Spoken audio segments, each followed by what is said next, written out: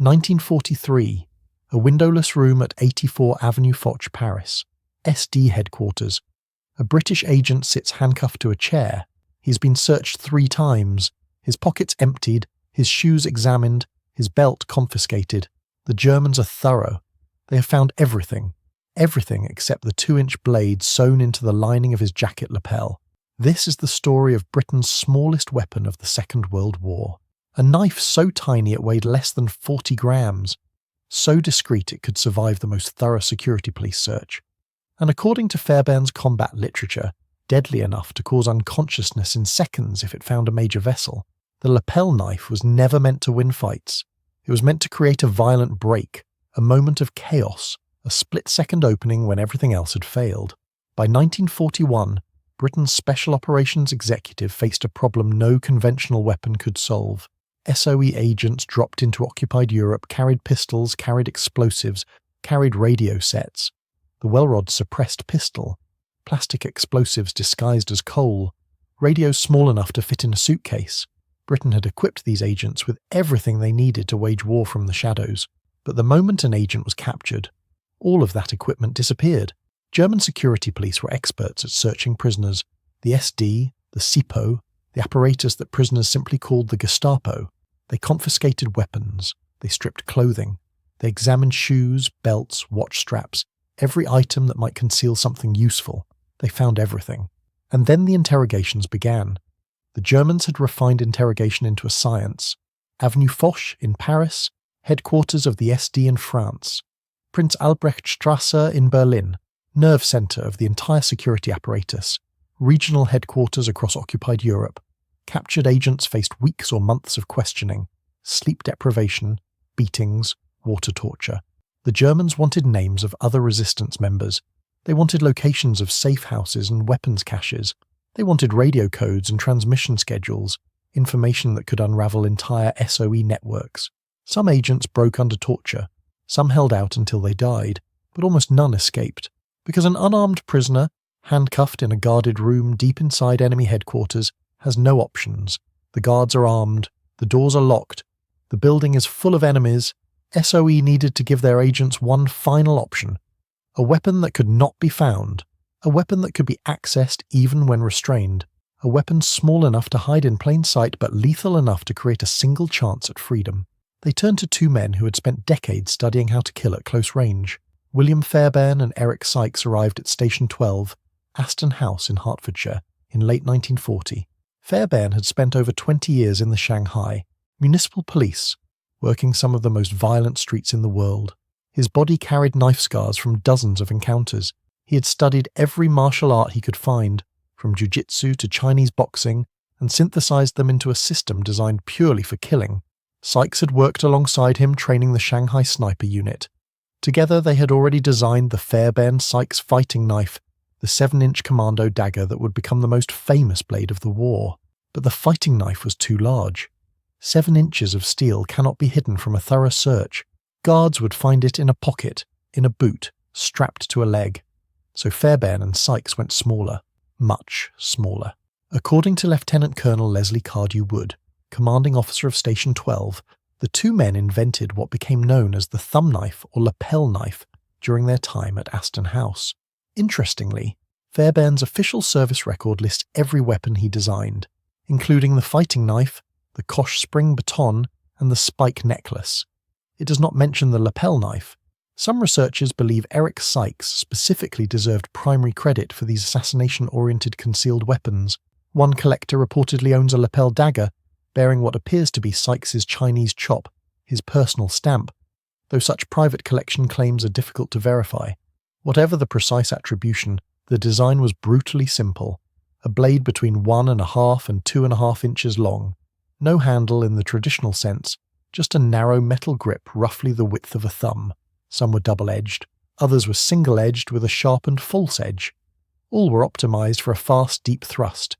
Total length under 4 inches, weight approximately 40 grams, lighter than a mobile phone, smaller than a pen. The genius was in the sheath. Made of thin metal or leather, it featured multiple small holes around its edges. These holes allowed the sheath to be sewn directly into clothing, into the lapel of a jacket, into a shirt collar, into the seam of a trouser leg, into the lining of a coat. The knife became part of the garment itself. Later accounts report that H.G. Long and Company of Sheffield manufactured most of the production run, and that Arthur Akers, a cobbler in the village of Aston, crafted leather sheaths. Some variants featured a small loop for a lanyard cord that wrapped around the agent's finger, ensuring the blade could not be dropped or knocked away. Several variants emerged. The standard lapel knife measured roughly 3 inches overall. The sleeve dagger stretched to over 6 inches with a square section spike designed purely for thrusting. The most ingenious variant was the insole dagger, a curved 5.5-inch blade hidden inside the leather insole of an agent's shoe, retrieved by pulling a concealed string.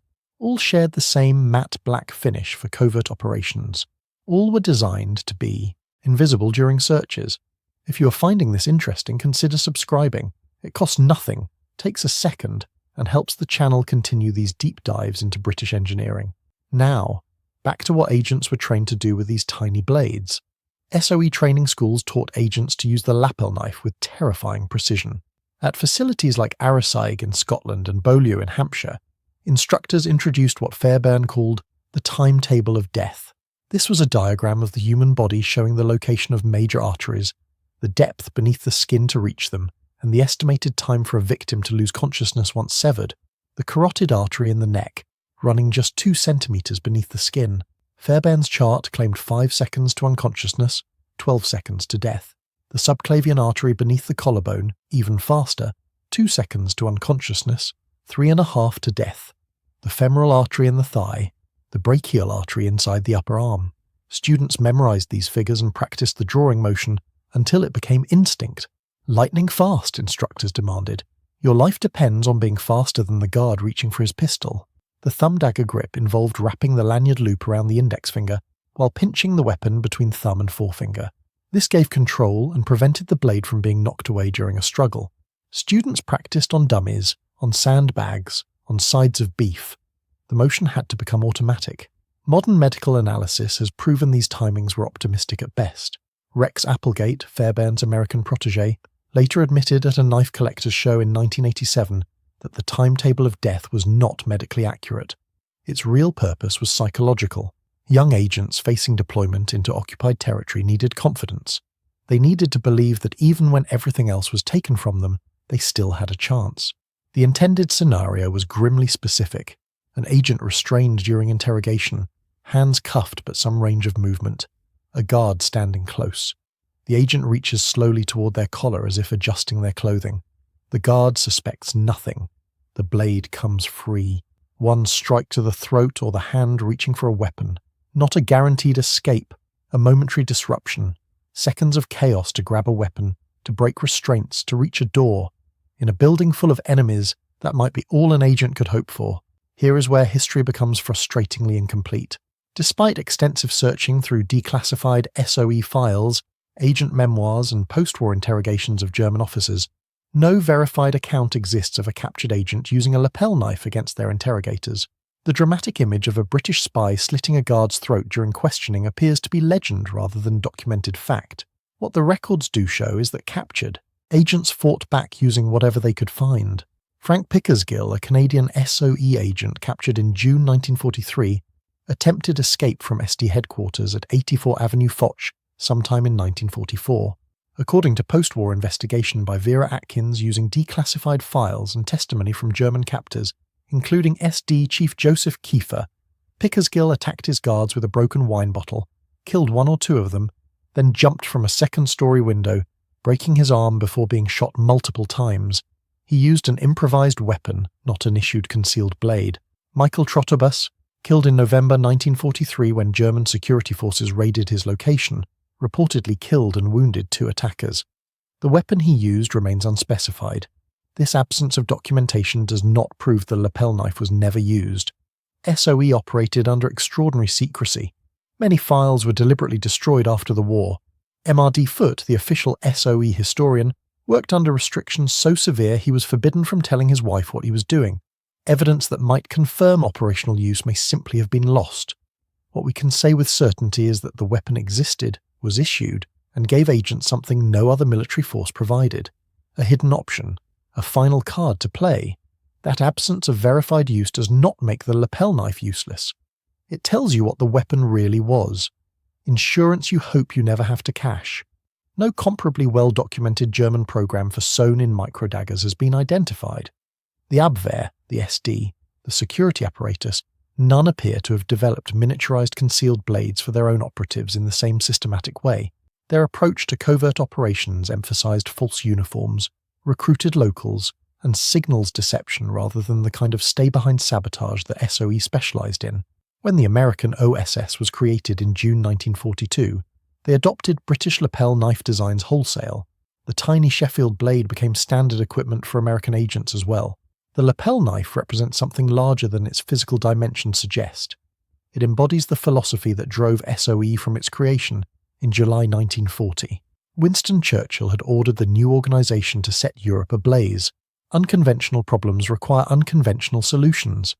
When your agents face capture, torture, and death in enemy territory, you give them every possible advantage, even one that weighs 40 grams and hides in a coat collar.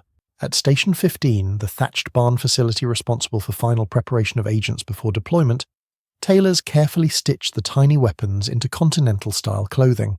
Every detail mattered. The thread had to be correct. The fabric had to be correct. German searchers knew British manufacturing techniques. A single English stitch pattern could betray an agent, but the knife properly concealed became invisible, part of the garment, part of the agent. Today, original SOE lapel knives are exceptionally rare. The Imperial War Museum holds examples in their collection, catalogued alongside explosive rats and disguised coal. Auction houses occasionally offer pieces with varying degrees of verified provenance, though collectors warn that reproductions vastly outnumber genuine wartime examples. Surviving production records are incomplete, unlike the approximately 2 million Fairbairn Sykes fighting knives whose manufacture was well documented.